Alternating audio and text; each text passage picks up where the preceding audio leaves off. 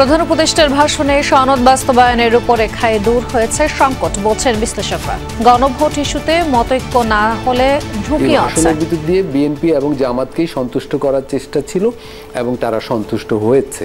এটা এই ভাষণে তাদেরই জয় হয়েছে।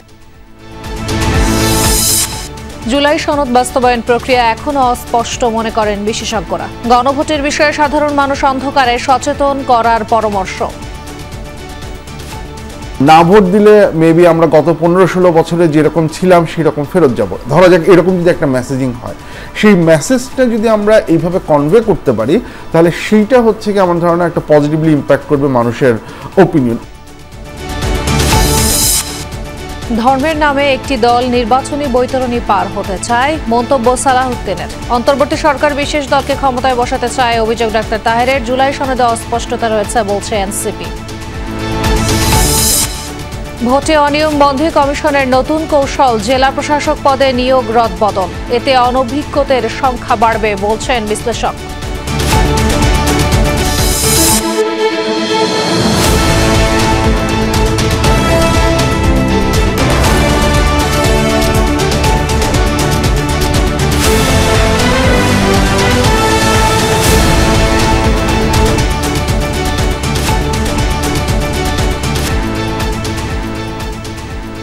আমন্ত্রণ সন্ধ্যার বাংলাদেশের সঙ্গে আছি আমি খান তাজনীনা হাসান। এতক্ষণ শিরোনাম দেখছিলেন।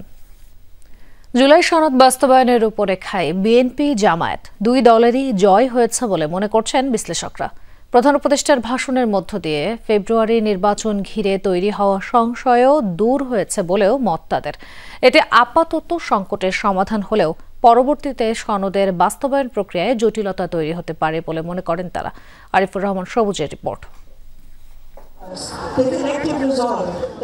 বিভিন্ন রাজনৈতিক দলগুলোর সাথে দীর্ঘ 9 মাস ধরে আলাপ আলোচনার পর গত 17 অক্টোবর জুলাই সনদে স্বাক্ষর করে 25টি রাজনৈতিক দল। কিন্তু এ সনদের বাস্তবায়ন প্রক্রিয়া নিয়ে পরস্পর বিরোধী অবস্থান নেয় বড় দুই দল ও তাদের শরিকরা, যা গড়ায় মাঠের আন্দোলনে। আগামী জাতীয় সংসদ নির্বাচনের দিনেই গণভোটের আয়োজন করা হবে।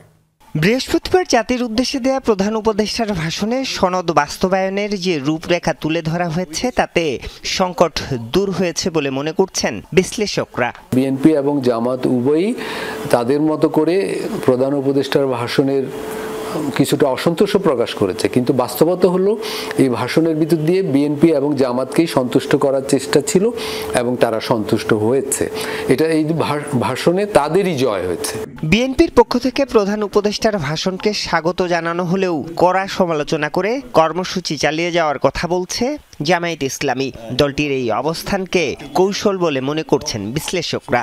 বিএনপি যেটা চেয়েছিল একই দিনে গণভোট এবং সাধারণ নির্বাচন, বিএনপি সেটা পেয়ে গেছে। জামাত ইসলাম যেটা চেয়েছিল উচ্চকক্ষে সংখ্যানুপাতের আসন নির্ধারণ, জামাত এবং এনসিপি তারাও সেটা পেয়ে গেছে। তাদের আর এই নির্বাচনে বাধা দেওয়ার কিছু নেই। এখন যদি কোনো অজ্ঞাত মহল, অদৃশ্য মহল নির্বাচনকে আরো পিছাতে চায়, তাদের ব্যাপারে ভিন্ন। আগামী জাতীয় সংসদ নির্বাচনের আগে এই সমস্ত কর্মসূচির মাধ্যমে একটা চাপ প্রয়োগের মধ্য দিয়ে সরকারের কাছ থেকে যত বেশি সুযোগ আদায় করা যায় সেটারই একটা কৌশলের অংশ। জামাত জাতীয় নির্বাচনের জন্য, জাতীয় সংসদ নির্বাচনের জন্য পুরোপুরি প্রস্তুতি নিয়ে তারা কিন্তু মাঠের মধ্যে আছে। বিশ্লেষকরা বলছেন জুলাই সনদের পুরো বিষয় কোনো দলই গ্রহণ না করায় দলগুলোর মধ্যে এ বিভেদ চলমান থাকবে পরবর্তী সরকার পর্যন্ত। রাজনৈতিক দলগুলো জুলাই সনদকে ওন করার ক্ষেত্রে যখন আংশিকভাবে নিবেশে, তখন তো তার মধ্যে সংকটের তীব্রতা আরও বেড়ে যাবে। কমন ডিনোমিনেটর, সবচেয়ে কম আন্ডারস্ট্যান্ডিং যেটা, যে আমরা এই 3টা বিষয়ে একমত হয়েছি, এই 3টা বিষয় গণভোটে যাচ্ছে, তাহলে আপনার এই সমস্যা দেখা দিত না, মানে বিভক্তি বাড়তো না, বিভক্তি শেষ হয়ে যেত। গণভোটের প্রশ্নের জটিলতার কথাও বলছেন বিশ্লেষকরা। এতে পুরো জুলাই সনদ ঝুঁকিতে পড়তে পারে বলে শঙ্কা তাদের। আরিফুর রহমান সবুজ, যমুনা নিউজ, ঢাকা। প্রধান উপদেষ্টার বক্তব্যের পরও জুলাই সনদ বাস্তবায়ন নিয়ে জটিলতা কাটেনি। পুরো প্রক্রিয়া এখনো অস্পষ্ট বলছেন রাজনৈতিক বিশ্লেষকরা। তাদের মতে গণভোটের ফলাফলের ওপর নির্ভর করছে সনদের ভবিষ্যৎ। সনদ ও গণভোটের প্রক্রিয়া নিয়ে সাধারণ মানুষ অন্ধকারে। তাদেরকে সচেতন করতে সরকার ও দলগুলোকে কার্যক্রম হাতে নিতে হবে। এদিকে নির্বাচন ও গণভোট একই দিনে হওয়ায় খরচ কমলেও লজিস্টিক্স বাড়াতে হবে। ইসি সচিব বলেছেন, কমিশনের প্রস্তুতি নির্ভর করবে সরকারের নির্দেশনার ওপর। জাতীয় সংসদ নির্বাচনের দিনেই গণভোটের আয়োজন করা হবে। জাতির উদ্দেশ্যে প্রধান উপদেষ্টার দেয়া ভাষণে ফেব্রুয়ারিতে অনুষ্ঠিতব্য সংসদ নির্বাচনের দিনই গণভোট নেয়ার কথা জানানো হয়। তিনি জানান, সংবিধান সংস্কার নিয়ে 4টি বিষয়ের উপর একটি প্রশ্ন থাকবে, তাতে ভোটাররা হ্যাঁ অথবা না ভোট দেবেন। এখানে 4টি বিষয়ে কোনো একটি অংশের সাথে একমত না হলেও আলাদাভাবে ভোটারের মতামত জানানোর সুযোগ থাকছে না। বিশ্লেষকরা বলছেন, গণভোট নিয়ে অস্পষ্টতা আছে। জুলাই সনদের প্রক্রিয়ার সাথে যারা জড়িত তাদের বাইরে এ সম্পর্কে বোঝেন না বা জানেন এমন মানুষের সংখ্যা খুবই কম। কঠিন বিষয়গুলো সহজ করে জনগণের সামনে তুলে ধরতে হবে সরকারকেই। পিআর পদ্ধতিতে আমাদের দলের আপত্তি ছিল, কিন্তু এটা তো তাহলে আমাকে না ভোটই দিতে হবে। তাহলে বিএনপির মতো একটা দলের লাখ লাখ কর্মী যদি এটা না ভোট দেয়, সেটা তো জুলাই সনদ পাশের জন্য আমি বলবো ঝুঁকিপূর্ণ হয়ে গেল। শুধু বিএনপির কর্মীদের ব্যাপার না, এটা সাধারণ ভোটারদের জন্যই যেভাবে গণভোটটা উপস্থাপন করা হচ্ছে, গণভোটের বিষয়বস্তু উপস্থাপন করা হচ্ছে, এরকম গণভোটের অভিজ্ঞতা এদেশের মানুষের কোনো কালে ছিল না। প্রত্যেকটা এরকম ধরে ধরে হয়তো বোঝাতে হবে না, সিম্পলি মানুষকে এইটুকু বোঝাতে পারেন যে আপনি হ্যাঁ ভোট দিলে বাংলাদেশের ভবিষ্যতের রাষ্ট্রের চেহারাটা কিরকম হবে, না ভোট দিলে মেবি আমরা গত 15-16 বছরে যেরকম ছিলাম সেরকম ফেরত যাব। ধরা যাক এরকম যদি একটা মেসেজিং হয়, সেই মেসেজটা যদি আমরা এইভাবে কনভে করতে পারি, তাহলে সেইটা হচ্ছে কি আমার ধারণা একটা পজিটিভলি ইম্প্যাক্ট করবে মানুষের ওপিনিয়ন। সনদ বাস্তবায়ন ও গণভোটের জটিলতা কাটাতে সব দলের সদিচ্ছা জরুরি মনে করছেন বিশ্লেষকরা। তারা কতখানি এই গণভোটের পক্ষে তাদের অবস্থান নিতে পারবেন। কমিশন সচিব জানিয়েছেন, গণভোট ইস্যুতে সরকারি নির্দেশনার উপর প্রস্তুতি নেবেন তারা। যখন এর ব্যাপারে সিদ্ধান্ত নেওয়া হবে, নিশ্চয়ই তখন আইনি কাঠামোটা গড়ে তুলেই দেওয়া হবে। কমিশনের প্রস্তুতিটা নির্ভর করবে নির্দেশনাটা কিভাবে আসছে সেটার উপরে। লাভলি বিথি, যমুনা নিউজ, ঢাকা। দেশে একটি দল ধর্মের নামে জান্নাতের টিকিট বিক্রি করে ভোটের বৈতরণী পার হতে চায়, এই মন্তব্য করছেন বিএনপির স্থায়ী কমিটির সদস্য সালাউদ্দিন আহমদ। সকালে রাজধানীর শাহবাগে নারী ও শিশু ফোরামের মৌন মিছিল এবং সমাবেশে এই কথা বলেন তিনি। জানান, জুলাই জাতীয় সনদ যেভাবে সই হয়েছে, বিএনপি তা অক্ষরে অক্ষরে প্রতিপালনে প্রস্তুত। নারীর উপর ক্রমবর্ধমান সহিংসতা ও অমানবিকতা প্রতিরোধে মৌন মিছিল ও সমাবেশের আয়োজন নারী ও শিশু অধিকার ফোরামের। আয়োজনে বক্তারা বলেন, নারীকে হেনস্থা করে কোনো ধরনের অগ্রগতি সম্ভব নয়। সম্প্রতি রাজশাহী ও জাহাঙ্গীরনগর বিশ্ববিদ্যালয়ে ছাত্রী হয়রানির তীব্র বিরোধিতা ও প্রতিবাদ জানান তারা। ক্রমবর্ধমান যে নারী হয়রানি হেনস্থার শিকার নারীদের হতে হচ্ছে, তার বিরুদ্ধে রুখে দাঁড়াবার জন্য আমরা একসাথে হয়েছি। এ সময় বিএনপির স্থায়ী কমিটির সদস্য সেলিমা রহমান বলেন, ধর্মভিত্তিক একটি রাজনৈতিক দল নারীদের কর্মঘণ্টা নির্ধারণ করে তাদের ঘরে রাখার অপপ্রয়াস চালাচ্ছে। অভিযোগ, জুলাইয়ে নারীদের অগ্রগণ্য ভূমিকা থাকলেও বর্তমান রাজনৈতিক বাস্তবতায় তাদের বঞ্চিত করা হচ্ছে। নারীর কর্মঘণ্টা আমাদের 5 ঘন্টার কথা কোনো একটি ধর্মভিত্তিক রাজনীতি করে তারা বলছেন, তারা নারীদেরকে ভিতরে ঢুকিয়ে দেওয়ার চেষ্টা করছেন। প্রধান অতিথির বক্তব্যে বিএনপির স্থায়ী কমিটির সদস্য সালাউদ্দিন আহমদ বলেন, দেশে একটি দল ধর্মের নামে জান্নাতের টিকিট বিক্রি করে ভোটের বৈতরণী পার হতে চায়। কর্মঘণ্টা কমিয়ে নারীদের অন্দরমহলে বন্দী রাখতে চায় তারা। দেশে একটি দল যারা ধর্মের নামে ব্যবসা করে, রাজনীতির ব্যবসা করে এবং বিভিন্ন রকমের জান্নাতের টিকিট বিক্রি করে রাজনীতি করতে চায়, ভোটের বৈতরণী পার হতে চায়। সালাউদ্দিন জানান, জুলাই জাতীয় সনদ যেভাবে স্বাক্ষরিত হয়েছে, বিএনপি অক্ষরে অক্ষরে সেটি প্রতিপালনে প্রস্তুত। স্বাক্ষরিত সনদের বাইরে চাপিয়ে দেয়া কোনো কিছুই জনগণ ও বিএনপি মানবে না বলেও জানান তিনি। গণভোটের মাধ্যমে একই দিনে জাতীয় সংসদ নির্বাচনের দিনে জনগণের সম্মতি গ্রহণের জন্য যে প্রস্তাব করা হয়েছে, সেটাকে আমরা স্বাগত জানিয়েছি। নির্বাচনের দিন গণভোটের আয়োজনকে স্বাগত জানিয়েছে বিএনপি। বলেন, গণভোট ও জুলাই সনদ বাস্তবায়নের জন্য সংসদ গঠন জরুরি। ধন্যবাদ আপনাদের সবাইকে। আহমেদ রেজা, যমুনা নিউজ, ঢাকা। প্রধান উপদেষ্টার জাতির উদ্দেশ্যে দেওয়া ভাষণ একটি দলের পক্ষে অনুগত থাকার বহিঃপ্রকাশ মাত্র, এমন মন্তব্য করেছেন জামায়াতের নায়েবে আমির ডাক্তার আব্দুল্লাহ মোহাম্মদ তাহের। সরকার যেন তেন নির্বাচন দিয়ে একটি দলকে ক্ষমতায় আনতে কাজ করছে বলেও মন্তব্য করেন তিনি। 8 দলের যৌথ সংবাদ সম্মেলনে জানানো হয়, 5 দফা দাবিতে তাদের কর্মসূচি অব্যাহত থাকবে। প্রধান উপদেষ্টার জাতির উদ্দেশ্যে ভাষণের পর করণীয় ঠিক করতে বৃহস্পতিবার রাতে বৈঠকে বসে 5 দফা দাবিতে আন্দোলনরত 8 দল। শুক্রবার সংবাদ সম্মেলন করেন তারা। আমরা চাই গণভোট। ব্রিফিংয়ে জামাত নেতা ডাক্তার তাহের অভিযোগ করেন, একটি দলের স্বার্থে কাজ করছে সরকার। প্রধান উপদেষ্টার ভাষণ একটি দলের প্রতি আনুগত্যে প্রকাশ পেয়েছে এবং এর মাধ্যমেই জাতি যে একটি নিরপেক্ষ সুষ্ঠু নির্বাচন আশা করেছিল, জাতির সে আকাঙ্ক্ষা ব্যাহত হয়েছে। জনগণের স্বার্থ নয়, একটি বিশেষ দলের স্বার্থেই অনেক পরিবর্তনের তার ভাষণ দিয়েছেন। তিনি বলেন, প্রধান উপদেষ্টার ভাষণের পর স্পষ্টত বোঝাই যাচ্ছে এই সরকার আর নিরপেক্ষ নেই।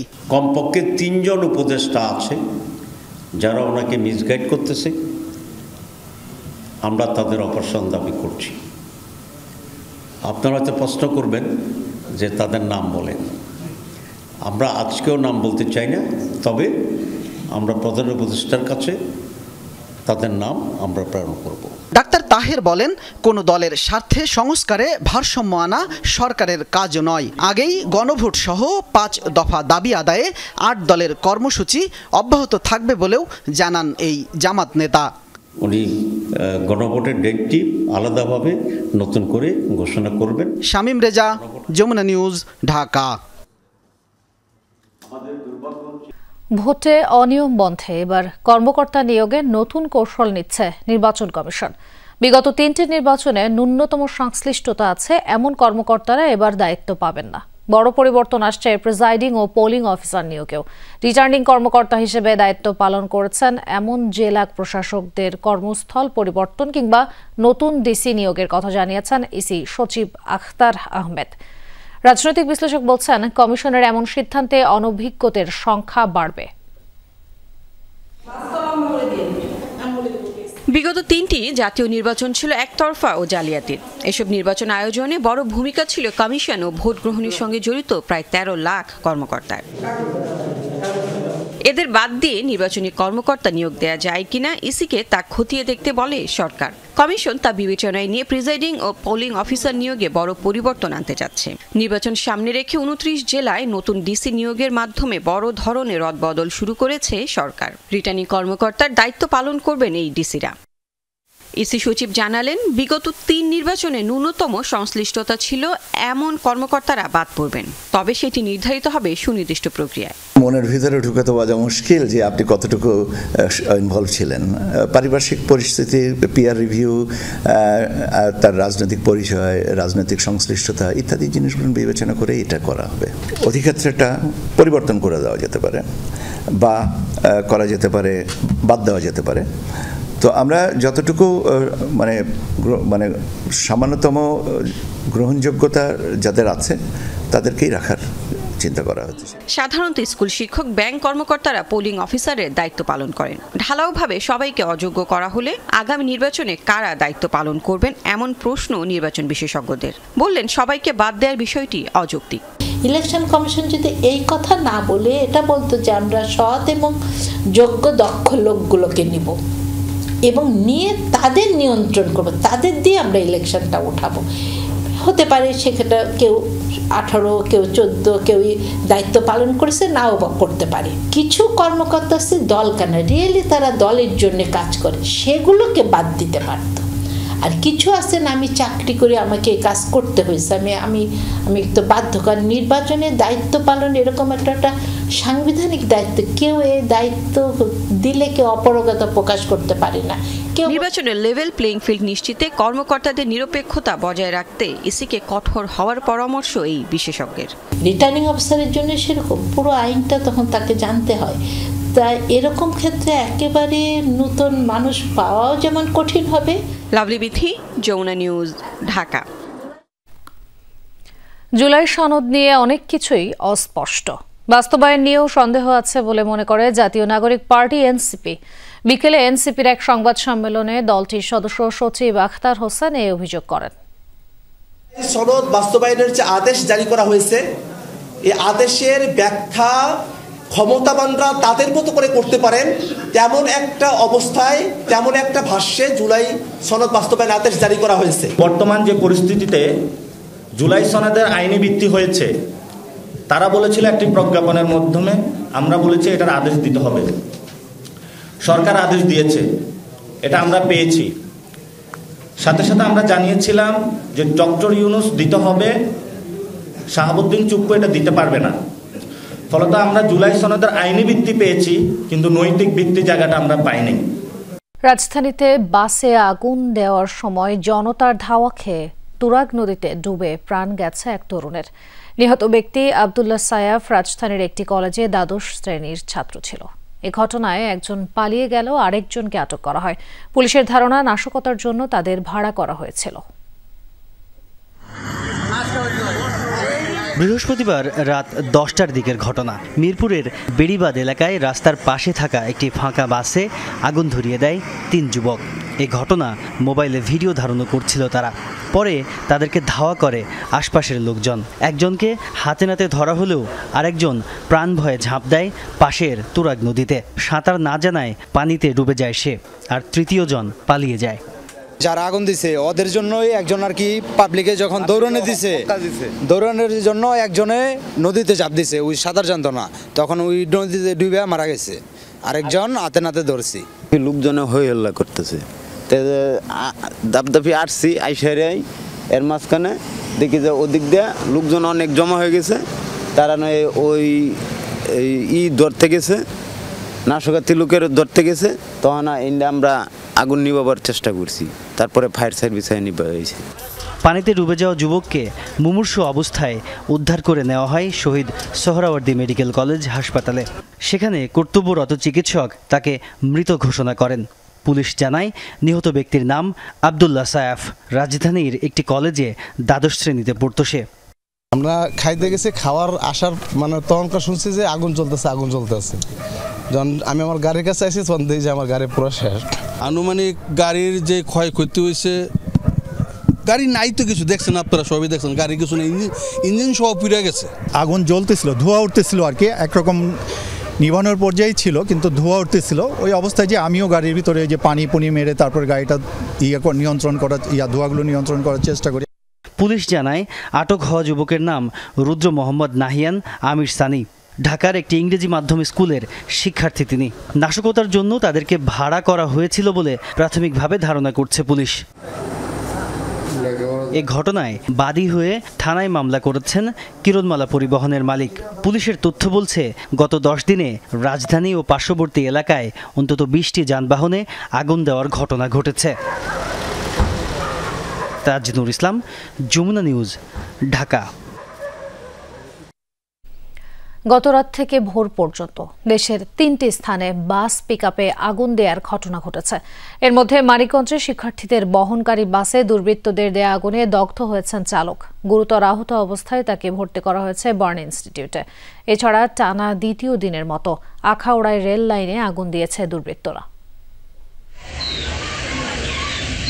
দুর্বৃত্তদের দেয়া আগুনে দগ্ধ হয়ে হাসপাতালে মৃত্যুর সাথে পাঞ্জা লড়ছে সন্তান। একমাত্র ছেলের কষ্টে বাকরুদ্ধ বৃদ্ধা মা। বৃহস্পতিবার রাতে মানিকগঞ্জের শিবালয়ে ঢাকা আরিচা মহাসড়কের পাশে থামানো ছিল দি হলি চাইল্ড স্কুল অ্যান্ড কলেজের বাসটি। হঠাৎ তাতে আগুন দেয় দুর্বৃত্তরা। দগ্ধ হন বাসের ভেতর ঘুমন্ত চালক পারভেজ খান। তাকে উদ্ধার করে নেওয়া হয় বার্ন ইনস্টিটিউটে।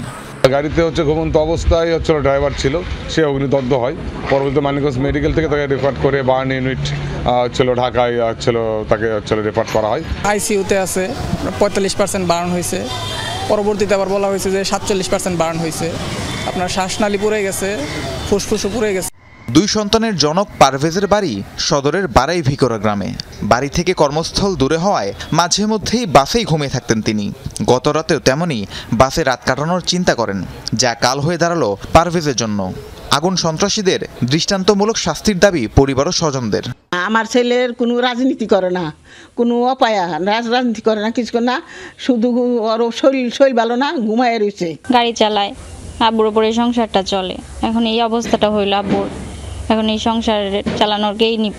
বাসটা অনেক সকালে যাইতে সমস্যা হইতো দেখে সে ওই বাসেই রাত্রে ঘুমাইতো। ঘুমন্ত অবস্থায় এই ঘটনা ঘটছে। পরপর দ্বিতীয় দিনের মতো আখাউড়া রেল লাইনে আগুন দিয়েছে দুর্বৃত্তরা।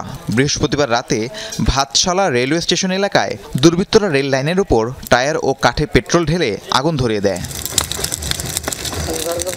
রেল লাইনে আগুনের ঘটনায় কোনো ক্ষয়ক্ষতি হয়নি, রেল শিডিউলেও বিঘ্ন ঘটেনি। তবে নিরাপত্তার পরও একের পর এক অগ্নিসংযোগ হচ্ছে কিভাবে, সেই প্রশ্নের উত্তর খুঁজছেন সংশ্লিষ্টরা।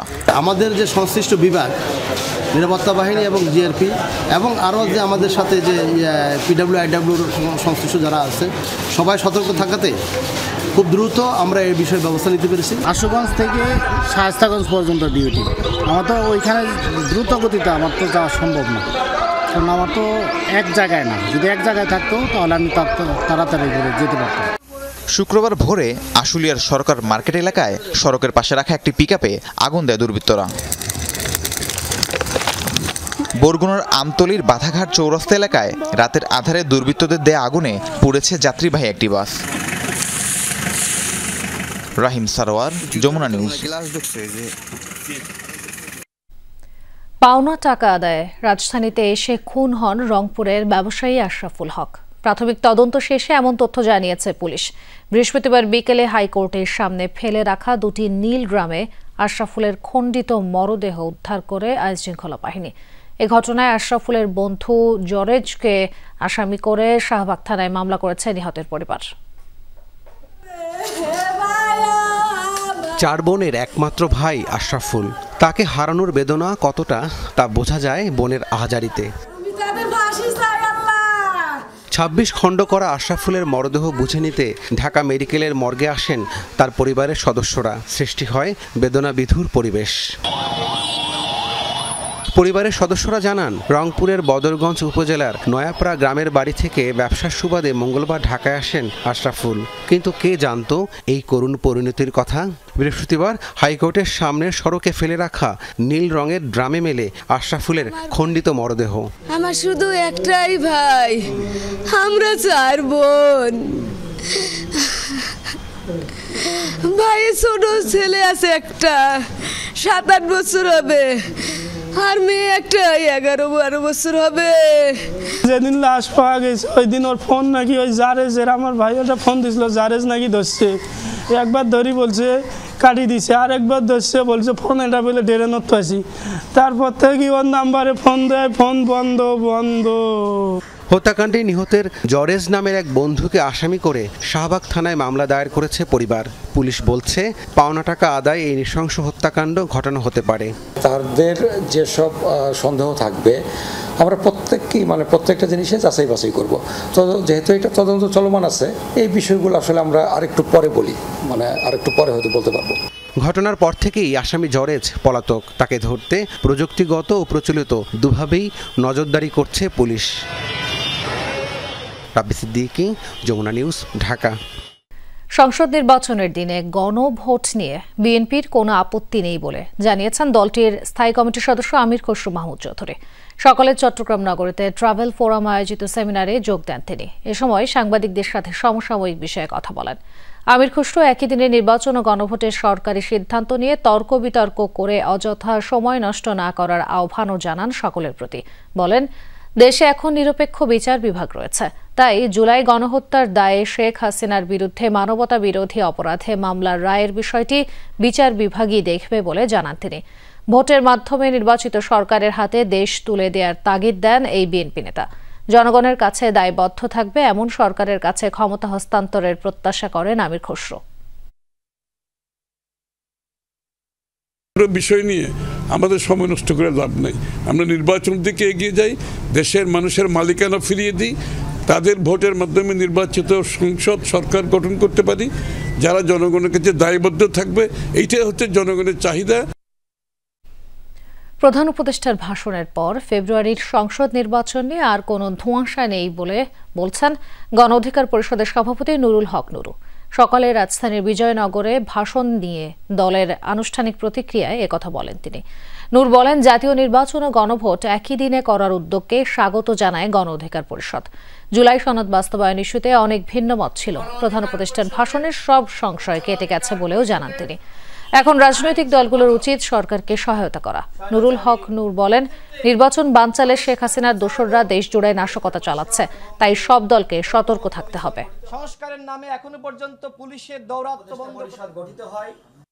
যারা দেশে একটা নৈরাজ্য তৈরি করতে চাচ্ছে, সকল রাজনৈতিক দলকে রাস্তায় নেমে গণধোলাই দিয়ে এদের বিরুদ্ধে ব্যবস্থা নিতে হবে এবং আইন শৃঙ্খলা বাহিনীকে বলবো যৌথ বাহিনীর বিশেষ অভিযান পরিচালনা করুন। যারা রাস্তায় নেমেছে, মুখ দেখে মাস্ক পরে যারা রাস্তায় নেমেছে, এদের বিরুদ্ধে ব্যবস্থা নিতে হবে, এদেরকে গ্রেপ্তার করতে হবে। ফেব্রুয়ারির নির্বাচন নিয়ে কেউ ষড়যন্ত্র করলে তা রুখে দেওয়ার আহ্বান জানিয়েছেন গণসংহতি আন্দোলনের প্রধান সমন্বয়কারী জোনায়েদ সাকি। শুক্রবার বিকেলে 1 দশক পূর্তিতে শাহবাগে র্যালি পূর্ণ সংক্ষিপ্ত সমাবেশে এই মন্তব্য করেন তিনি। সংবিধান সংশোধনে গণভোট ও জুলাই সনদ বাস্তবায়নের আদেশ জারি করায় সরকারকে ধন্যবাদ জানান সাকি। বলেন, ঐক্যে যাতে কেউ ফাটল ধরাতে না পারে তা নিয়ে সতর্ক থাকতে হবে। দেশ বদলাতে নতুন রাজনৈতিক বন্দোবস্ত দরকার উল্লেখ করে সাকি বলেন, এমন রাজনৈতিক ব্যবস্থা লাগবে যা সবার অধিকার নিশ্চিত করবে।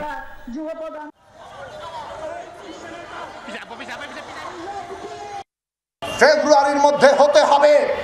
যারা বিচার সংস্কার নির্বাচনের পথরেখাকে ভুলন্টিত করতে চান, নির্বাচন পিছিয়ে দিতে চান, তারা বাংলাদেশের জাতীয় স্বার্থের বিরুদ্ধে দাঁড়িয়ে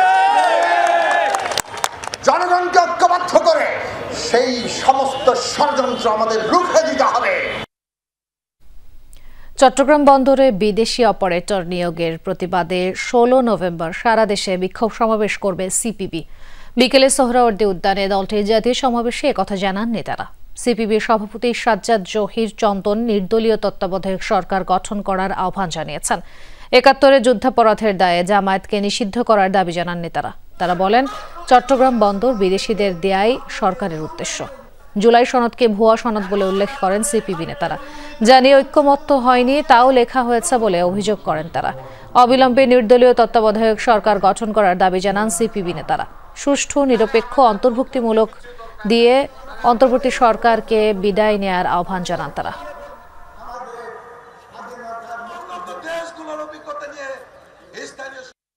কথা একটাই, কমিউনিস্ট পার্টি বামপন্থীদের সরকার করতে হবে।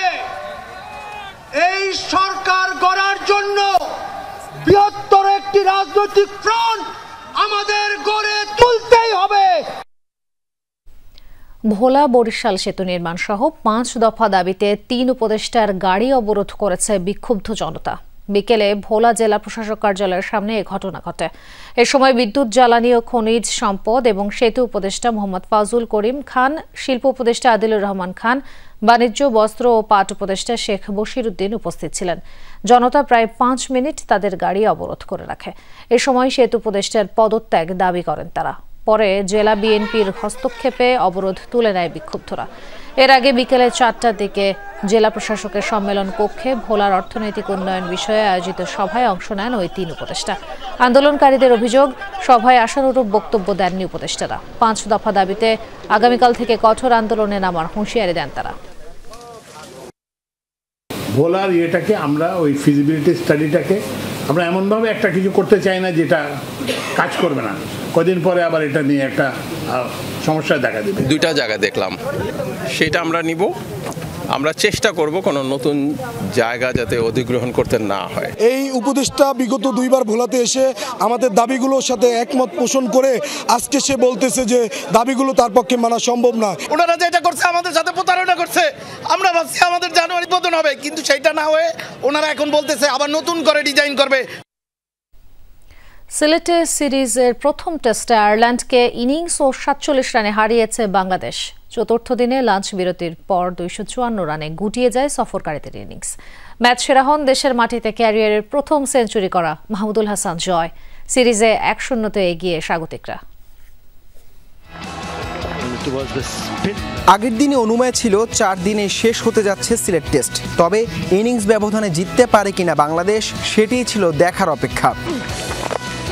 5 উইকেটে 86 রান নিয়ে চতুর্থ দিনে ব্যাট করতে নেমে দলীয় 116 রানে হামফ্রিজকে ফেরান তাইজুল। এরপর ম্যাকব্রাইনের সাথে অধিনায়ক অ্যান্ড্রু বালবির্নির 66 রানের জুটি। হাসান মুরাদের বলে 38 রানে বালবির্নি যখন ফেরেন, স্কোরবোর্ডে তখন রান 7 উইকেটে 182। লাঞ্চ বিরতির পর এক প্রান্ত ধরে রেখে 50 করা ম্যাকব্রাইনও ফেরেন নাহিদ রানার শিকার হয়ে। ইনিংস হারের দ্বার প্রান্তে যখন আইরিশরা, তখন নবম উইকেটে 54 রানের জুটি। যদিও আয়ারল্যান্ডের সেই আশা পরিণত হয় নিরাশায়। 36 রান করা জর্ডান নীলকে ফিরিয়ে ব্যক্তিগত চতুর্থ উইকেট তুলে নেন হাসান মুরাদ। 4 বলের ব্যবধানে শেষ উইকেট হারালে 254 রানেই গুটিয়ে যায় আইরিশদের ইনিংস। তাতে ইনিংস ও 47 রানের জয় তুলে নেয় টাইগাররা। বাংলাদেশের পক্ষে হাসান মুরাদ 4, তাইজুল 3 ও 2টি উইকেট নেন নাহিদ রানা।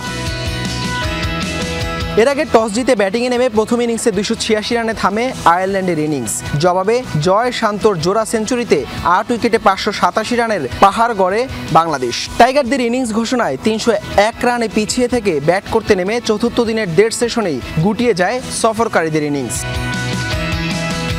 সিলেটে বাংলাদেশের খেলা পঞ্চম টেস্টে দ্বিতীয়বারের মতো জয়ের দেখা পেল বাংলাদেশ। এই জয়ে সিরিজে 1-0-তে এগিয়ে গেল স্বাগতিকরা। ক্যাচ মিস মানেই তো ম্যাচ মিস। সিলেট টেস্টে এই প্রবাদটাই যেন ভুল প্রমাণ করল বাংলাদেশ। আনকরা আয়ারল্যান্ডের বিপক্ষে ক্যাচ মিসের মহড়ার পরেও দাপুটে এক জয় তুলে নিয়েছে বাংলাদেশ। এবার সিরিজ জয়ের মিশন মিরপুরে মুশফিকের টেস্ট ক্যারিয়ারের 100তম ম্যাচ, যে ম্যাচটা জয় দিয়ে স্মরণীয় করে রাখতে চাইবে টিম টাইগার্স। হাসান আল মারুফ, যমুনা স্পোর্টস, সিলেট আন্তর্জাতিক ক্রিকেট স্টেডিয়াম, সিলেট। বিহারে নরেন্দ্র মোদী ও নীতিশ কুমারের কাছে রীতিমতো বিধ্বস্ত হওয়ার পথে কংগ্রেস নেতৃত্বাধীন জোট। চূড়ান্ত ফল প্রকাশ না হলেও এরই মধ্যে বড় জয় অনেকটাই নিশ্চিত এনডিএর। এরই মধ্যে 90টির বেশি আসনে জয় নিশ্চিত হয়েছে ক্ষমতাসীনদের। মোট 200 আসনে জয়ের পথে তারা। বিপরীতে বিরোধীরা পেতে পারে মাত্র 30টির মতো আসন। ফলে সবচেয়ে বেশি সময় মুখ্যমন্ত্রীর দায়িত্ব পালন করা নীতিশ কুমারের গদি আরও 5 বছরের জন্য নিশ্চিত হওয়ার পথে। এখনো আসেনি চূড়ান্ত ফলাফল, অথচ বিহারে চলছে বিজেপি নেতৃত্বাধীন জোটের সমর্থকদের উল্লাস। নানা হিসাব নিকাশ আর জল্পনা কল্পনার পর রাজ্যটির আলোচিত বিধানসভা নির্বাচনে ম্যাজিক দেখাতে চলেছে কেন্দ্র ও রাজ্যের ক্ষমতাসীনদের জোট।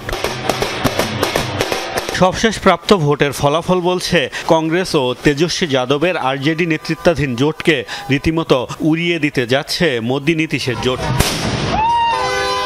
এবার বিহারের নির্বাচনকে কেন্দ্র করে বেশ আটঘাট বেঁধেই নেমেছিলেন রাহুল গান্ধী। ভোটার অধিকার যাত্রা আয়োজন করে ভোটারদের দ্বারে দ্বারে গিয়েছিলেন মন জয়ের আশায়। বিজেপি সরকার ও নির্বাচন কমিশনের বিরুদ্ধে ভোট চুরির অভিযোগ তুলে নানা তথ্য প্রমাণ হাজিরও করেছিলেন। তবে বিহারের মানুষ আবারও নীতিশ কুমারের উপরই আস্থা রাখছে।